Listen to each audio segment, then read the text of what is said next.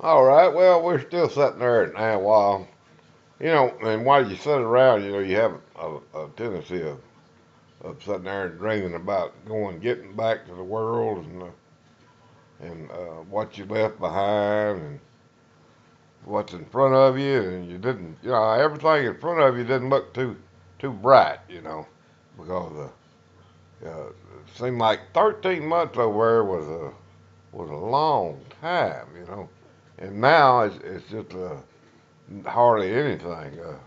But time goes by as you get older, and it speeds up for some reason. I don't know why, but anyway, we sit around and we get to thinking about times at home, and I know I carried a tape recorder with me, and I always acted like a Roman reporter, and I go around and ask the people their names and where they was from, and just get general information from them, and I send it home to my mother, and then sometime I send one to my brother.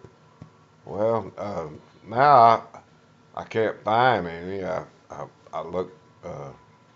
My mother, she passed away, and of course, you know, those are gone. And my brother seems to think he might have a couple of them, but that back then that was real to real. Now, if you ever seen one of those portable in it, I mean, it took these size batteries. You know what I mean? It took about 8 of them to run it, and it was a pretty good size recorder. It's real to real, and you can imagine trying to hump that stuff around with you, and all the other stuff you got, plus a 23-pound machine gun, and you only weighed about 105 pounds. And sometimes I'd have to get people to help me up, so, let's go, Burp. Well, give me a hand up here. Once I got on my feet, I'd be all right. But you always want to carry that stuff because you want to do stuff like that, and some reason or other you lose everything you had, and once you get back, you don't have it. Now I did save some photographs, and I've got some good memories. Or I say good memories. I got some good and I got some bad, and it seems like they come visit me all the time. Uh, it's hard to get away from them. But anyway, we're there, and we get choppered out, and we found out that they got rock apes down there. They got a lot of stuff. At nighttime, the gooks will come up and they'll throw chi-coms at you. And the worst thing you can hear at night is stuff that sounds like bouncing off of trees, and what's bouncing off of trees is a chi-com, and you just never know which tree is going to be bouncing off of. And it was a terrible place. Just not our kind of war, you know what I mean?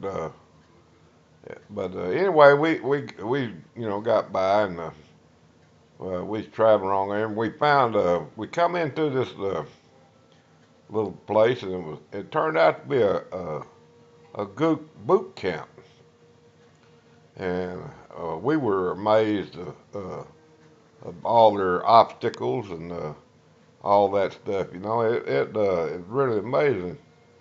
And well, we going along there, and the company gunner come up and asked if anybody wanted to go on R&R.